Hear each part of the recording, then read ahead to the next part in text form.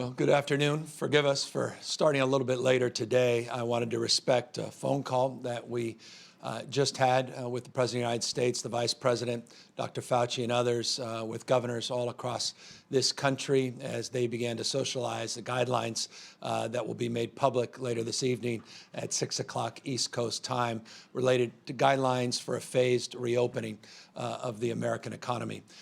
Without getting into any details, the booklet is being sent out in real time to states large and small across this country. We haven't had time to review the booklet and the guidelines in detail, but I do want to extend, just in broad strokes, appreciation for what I heard from the President as it relates to recognizing the differentiation that exists and persists in terms of conditions in counties, not just in states across this nation, and a willingness to recognize and extend that very directly to governors of the need for a phased approach, a thoughtful and judicious approach based upon conditions and based upon the need to act with the kind of specificity at a state-by-state level that is required. So in broad strokes, I just want to acknowledge the words, the President and the Vice President, and their presentation. It's ongoing. Forgive me for having to step away, but I do want to provide our own announcements today, and we have a few people on the phone and didn't want to delay them away from their business any longer as well. Yesterday, we announced specific strategies to address the needs for unemployed Californians and to do more and do better to quickly turn around unemployment insurance checks, to set up a new PUA program, pandemic uninsured, a new system in this state for individual contractors and small individual owners of businesses. We also laid out strategies to help those that otherwise fell through the cracks in terms of the federal stimulus programs. Today, I want to talk about those essential workers that are not unemployed, that are every single day waking up and putting on their uniforms of sorts to take care of you and me. And that's the folks on the front lines of our food delivery system. I want to talk about work we're doing to support that sector and to support specifically the food chain in the state of California. When I speak of the food sector, when I think in terms of the food chain, I think about the people that grow our food, the people that pick our food, the people that pack our food, deliver our food, cook, serve, and sell our food. That's the food chain in the state of California, broadly defined. And that sector, by definition, is essential to our livelihoods and our capacity to meet just basic needs through this pandemic.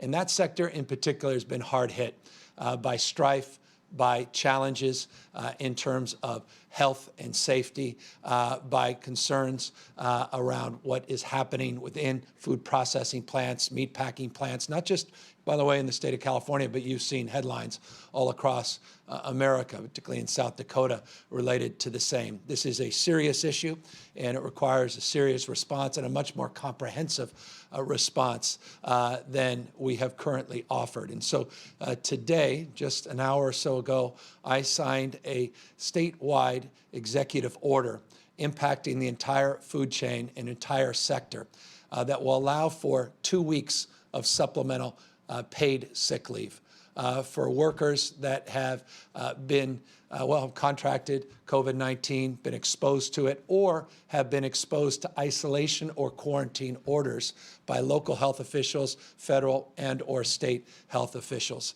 I hope this will significantly address some of the anxiety our farm workers have, anxiety our fast food workers have, anxiety around the delivery of our food and those workers have about their own health. We don't want you going to work if you're sick. And we want to make sure that you know that if you're sick, it's okay to acknowledge it, and it's okay to let your employer know and still know that you're going to get a supplemental paycheck for a minimum of 2 weeks. And so I want to just thank the grocer industry broadly. I want to thank UFCW, unions large and small, all across the state of California for working with us, and many leaders across the spectrum, including wonderful conversation I had yesterday with the Latino caucus that really brought up the importance of focusing on those that pick and pack our food as essential workers, and the dignity of that work and the importance of protecting them at this time of crisis and need. But there are two people in particular I want to thank individually, representing the California Grocers Association and representing UFCW, and that is Ron Fong and John Grant. They're both on the phone, and they have done something very important, and that is they've worked across differences. They've worked together in a collaborative spirit to address some of the largest the needs of some of the largest grocery store chains in America that happen to be here in the state of California, and one of the largest grocer unions, commercial and food workers unions in America as well. And they really started to focus on the needs for sanitation, for hand washing, for breaks to do the same, to address the cleanliness of bathrooms for their workforce, and to make sure that you're protected, but those workers are protected. John Grant has been an extraordinary leader of his union, and John reminded me, and I made this point a few weeks back, that the grocery lines are also the front lines in this pandemic. The essential needs that all of us have of going to the grocery store and knowing those stores are stocked, and knowing what is essential is made available in real time. When this pandemic began to take shape, all of us were struggling to respond to a little bit of binge buying, particularly toilet paper and certain types of breads and meats. That raised some supply chain concerns, some logistic warehousing concerns, not just concerns from grocery workers themselves. We reached out to the California Grocers Association. We talked about what their needs were. We reached out to the union to talk about what their needs were. And they collectively have worked out a framework to agree to a framework to support supplemental paid sick leave, and also to address these sanitation issues. But no one better to describe what they have advanced and what they have done to help me guiding the larger sector-wide executive order than the two people I'll introduce to you briefly. And I'll start with the head of the California Grocers Association, who's on the phone, and we'll make a comment or two and turn it over to John, representing the unions, and then talk a little bit more specifically about their leadership after they have a chance to talk more about what advances they've made in terms of an accord. John, are we going to start with you? Sure. Great. John Grant. Thank you. Yes, thank you, Governor Newsom, for everything, and for especially today recognizing the importance and the value of all the workers in the food chain and the incredible role that they're playing in keeping our communities fed. It's the public safety and the safety of all workers in our food chain, from the fields to the grocery store checkout stands, that's of critical importance. We have been proud and are proud to work collaboratively with your office and with Ron and the California Grocers Association to keep people fed and the community safe during this unprecedented crisis. Thank you again for listening to frontline workers and for granting paid sick leave to all of our food chain workers. I appreciate that, John, and thank you for your leadership. I'll talk a little bit more about that in a moment. I would like to ask now Mr. Fong if he's on the line to say a few words as well. Thank you, Governor. First of all, we applaud your action, which provides some clarity and some added comfort, really, to our valued employees and customers that are a consistent set of best practices being followed for all essential retail stores in California. You know, the top priority of every grocery store has always been the health and safety of our employees and our shoppers, which has taken on, obviously, an increased importance during this public health crisis. We really welcome the opportunity to collaborate with you, your administration, industry partners, and our organized labor friends to ensure consistent standards in all essential retail stores, including grocery, which will protect employees and shoppers and to help prevent the spread of COVID-19. Thank you again, Governor, for your leadership in this opportunity. No, again, to both you, Ron, and John, we just really extend our heartfelt thanks for all that you've done to keep those supply chains open, to continue to keep your minds open to the needs of one another. You deal at a scale unlike any other state because the size and scope of this state and your industry is just foundational to our capacity to deliver the basic needs and necessities for 40 million Californians. So again, I cannot impress upon you more and others more our gratitude to both of you for advancing that collective cause and helping again guide our larger sector-wide commitment through this executive order, again, impacting not just grocery stores, but the sector-wide executive order providing the 2-week supplemental sick leave also extends to delivery services, to those larger fast food chains, as well as agricultural workers, among others. And so thank you both, and I'm very, again, grateful to our entire team, including Julie Sue, who we introduced yesterday on unemployment insurance, for all their work as well. There's an OSHA component to this as it relates to health and safety guidelines that we collectively as a group worked on together to make sure that those frontline workers are protected and healthy. And let me just make one final point about our grocery workers and our pharmacists as well, and food workers. You know, a lot of folks could easily dial it in, file for unemployment insurance, call it a day, wait for this thing to pass. But there's dignity with work, and no one that I know of in this essential workforce has done that. And with dignity comes respect and admiration because you've not only dignified yourselves as frontline grocery workers, but you've done it at a great cost. You put your personal health on the line every single day. I'll confess, myself included, sometimes we go to a grocery store, we're not always our best selves because of the stress all of us are bringing to bear in those lines, some large, some short, long and short. And I just want to compliment you for holding that line and continuing to help us reduce our own stresses. You're not spending much time with your kids and your families. And I just want you to know, I heard a few grocery workers say this. We're called essential workers, but increasingly we feel like we're disposable. And I want you to know you're not disposable. You are essential and you're valued. And I want, from the bottom of my heart, to extend my deep admiration and appreciation to you, those farm workers, and everybody else that every day are the unsung heroes that need to be called out at this moment for, yes, meeting this moment. Let me give you a brief update. We transition here to our daily briefing in terms of the total number of lives that are lost, families torn asunder. Yesterday, I noted 63 deaths. That it was among the highest number of deaths total that we had recorded over a 24-hour period. Today's numbers are 69 individuals that passed away over the last 24 hours. 890 souls have been lost since the beginning of this pandemic.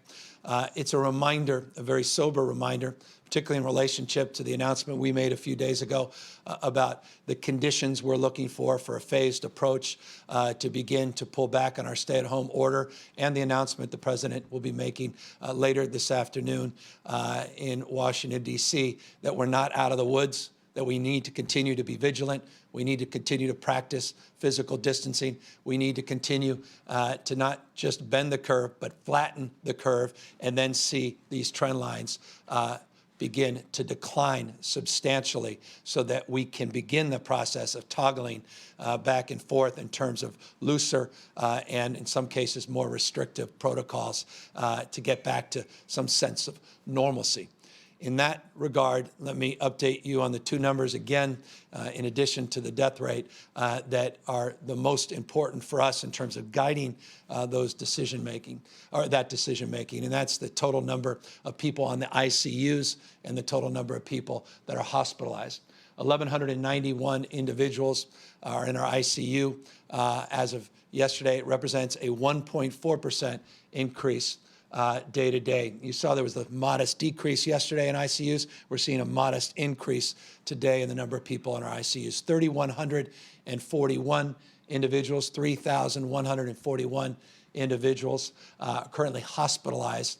This is encouraging. We saw a modest decline in the total number of hospitalizations, 0.9% versus yesterday. Hospitalization numbers, as we've seen, have begun to flatten. The growth has begun to come down, but the growth has been coming down. Now we're seeing, for one of the first days since this pandemic, a modest decrease in hospitalizations. That's good news, but again, I caution everybody, one day's data point does not make a trend. A trend needs not make a headline until we have some certainty over the course of a larger period and longer period of time. Speaking of a period of time, I want to extend great appreciation for those of you that have joined our core of volunteers over the period of the last number of weeks. It is remarkable the number of people that have gone to the serve.ca.gov website, serve.ca.gov website, to sign up, Cal Volunteers and others, to help support our food banks, which are also essential. From farm to food bank, essential at this time of need. We continue to encourage and hope for more volunteers, and just want to encourage you and hope that if you are interested, you go to that website, serve.ca.gov, and learn more about how you can contribute, not just in terms of volunteering at a food bank, but also ways of giving blood and also ways of giving your time, energy, and attention to those most in need and most vulnerable at this moment of crisis. So that's it in broad strokes where we are today. Very grateful for the incredible work and partnership within the food sector, and very honored to make the announcement we did today on paid supplemental sick leave. Again, this is something for those, just final point on this, for those that were not part of the federal supports. These are for the larger sector employers, so we are dealing with the gap in that system. It's a quite profound gap, but we believe we have closed that significantly with this executive order today. Happy now to take any questions. Katie Orr, KQED. Governor, you said that your goal by the end of the month is to have 25,000 tests done a day. And in your roadmap, you say that we need the ability to monitor and protect communities through testing. Is that the same number?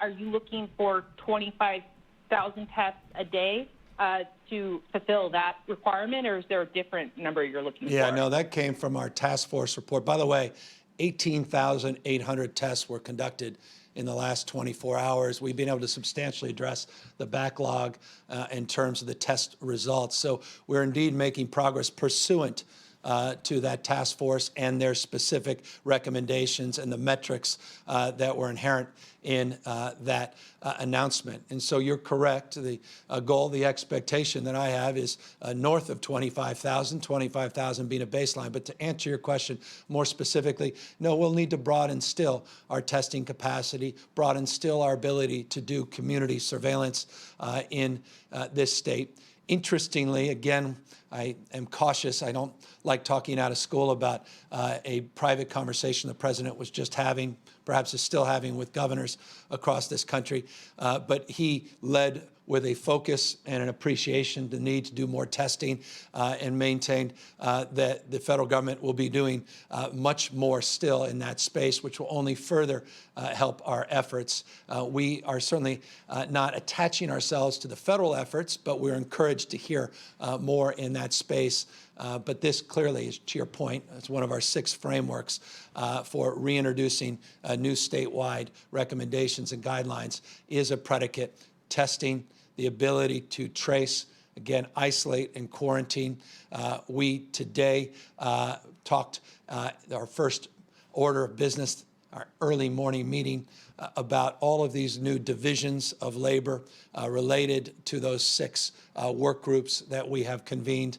And as I committed to you yesterday, I'll reinforce it again today. On a weekly basis, I'll be updating you on every task force and where they are pursuant to those guidelines we put out earlier in the week, so everybody is up to speed in real time in terms of where we are across the panoply of guidelines that we put out, not just testing. Carl Rico, Univision Fresno. Governor, thank you. I thank you and all those that are thinking about the undocumented in California.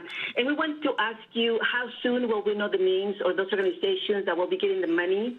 And how soon can the people that need the help will start, to be able to get the money? Also, you said yesterday that there will be no need of personal information. And we were wondering, so there's no need of personal information. How can you keep track of who is getting the money or how many people will be getting the money? And how can who's going to oversee the money that's going to get from the state to the organizations and from the organizations out to those who really need it?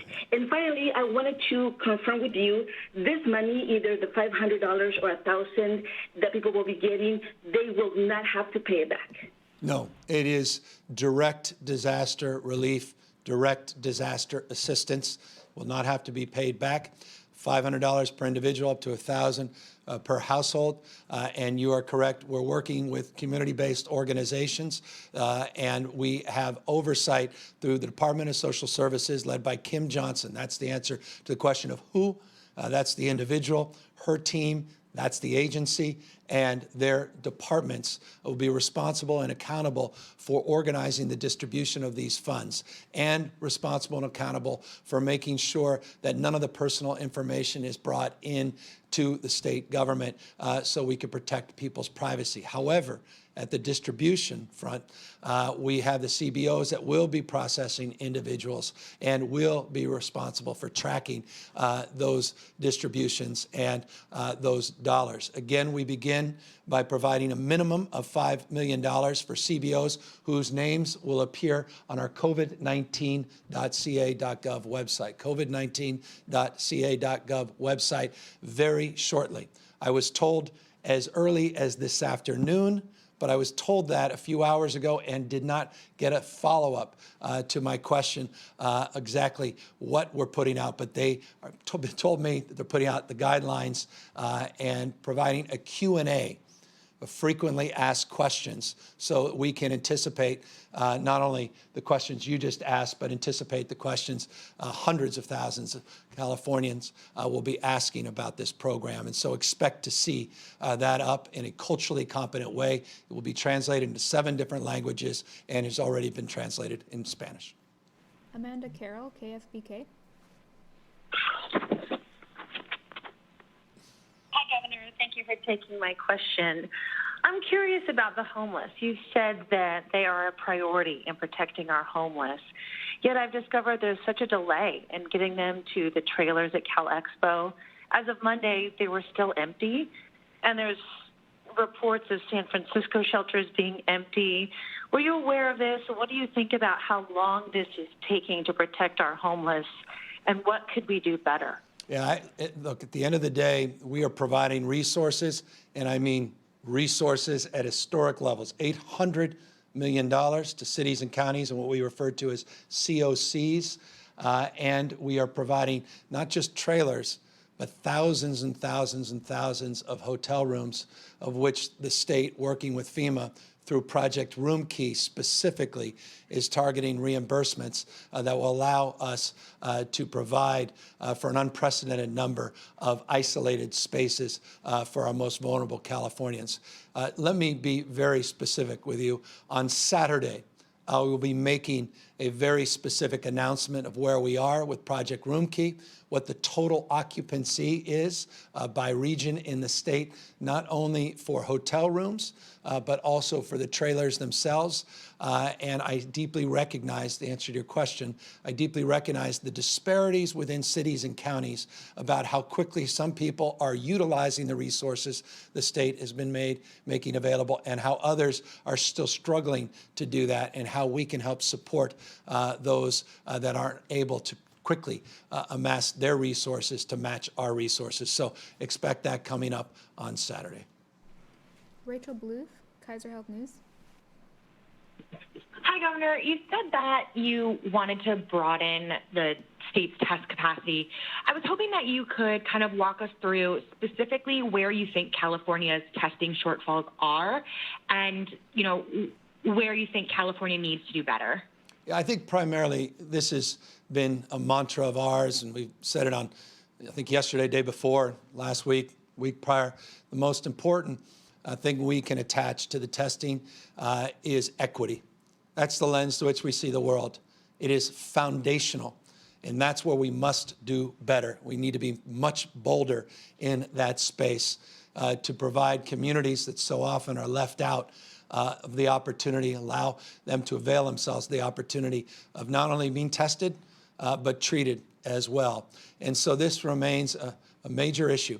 Those with means, those with resources, those with contacts and relationships, traditionally across the spectrum, not just on testing, but across the spectrum, find opportunities of support often ahead of the line of others. And so it's incumbent upon government to be there protecting the most vulnerable. And so that remains the top priority of our task force and top priority of Dr. Galley, who's leading those task force efforts.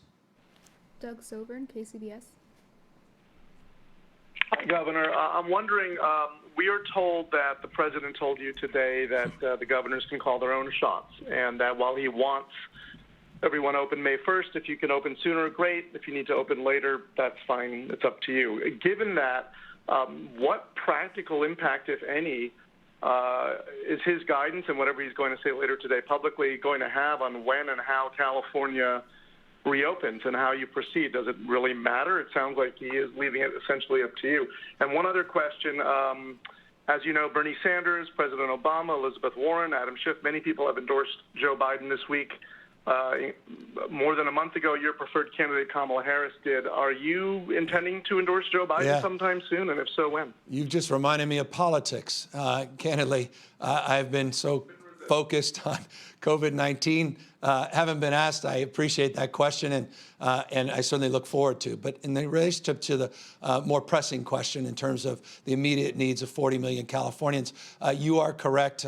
Glad you said it. I didn't say it, having participated in that phone call for the first 40 minutes.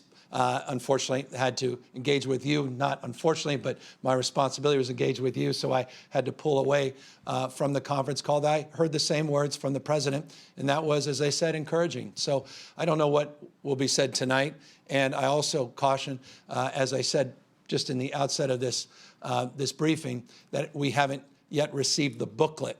And so when we do, we'll have a better sense of how it aligns with the protocols, procedures, the processes that we laid out a number of days ago. But based upon the early input, or at least early discussion we had on that phone call, it certainly was in line with what we were hoping to hear. Taryn Luna, LA Times.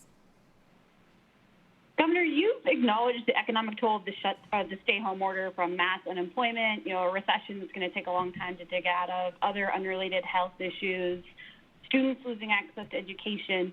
And at the same time, you've also talked a lot about the goal of the order, to prevent hospitals from being overrun with sick patients and prevent Californians from potentially dying. Can you explain how you weighed the risks posed by the virus versus the consequences of the shutdown?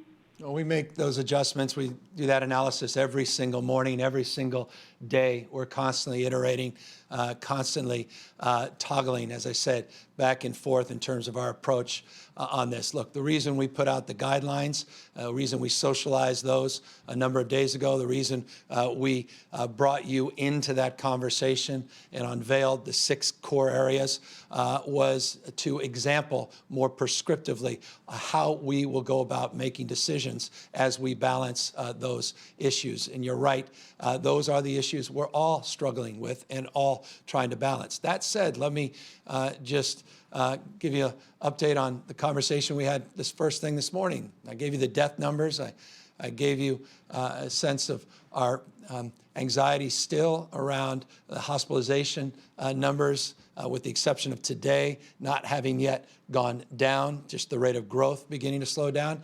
But we're still seeing hotspots throughout the state of California. In Tulare, another skilled nursing facility. We get updated on a daily basis on what's happening in real time all across the state. And so I remind everybody, we talk so often as states, as a nation, in the aggregate. We talk about numbers in the aggregate. Those ICU numbers are the aggregate. The hospitalization numbers, aggregate. But none of us live in the aggregate.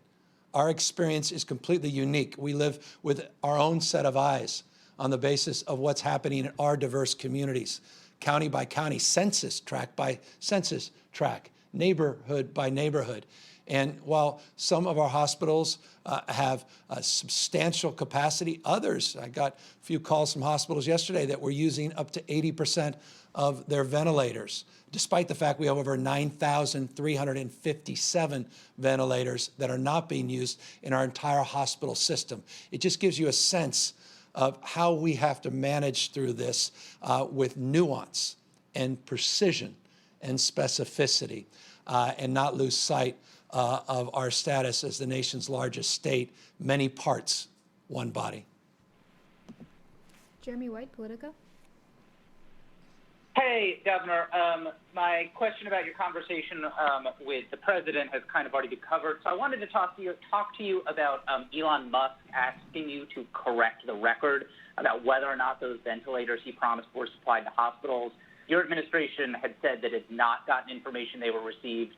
Elon Musk claims that they were. Can you clarify what's going on here? Yeah, no.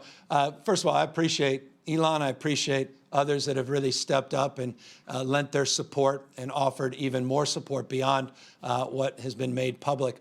That list he put out again today. Apparently, there was a list that came in yesterday of a number of the hospitals. I was not personally aware of that list. I'm very encouraged that he put out that list. And those specific hospitals, that's where he had been sending those resources. And I look forward to learning more about where they went. And I'm grateful for his support. Sharon Bernstein, Reuters. Thank you for taking my question. New York recently revised the number of deaths upward quite dramatically because they started adding cases where people had not been tested for COVID, but their doctors felt that they had probably passed away from it. I was wondering if there was any consideration in California of doing something similar to that, and if so, when that might happen and what you anticipated, how you anticipated that might affect the numbers here. No, a very thoughtful question, and let me offer you a very thoughtful response through the expertise and lens of Dr. Galley.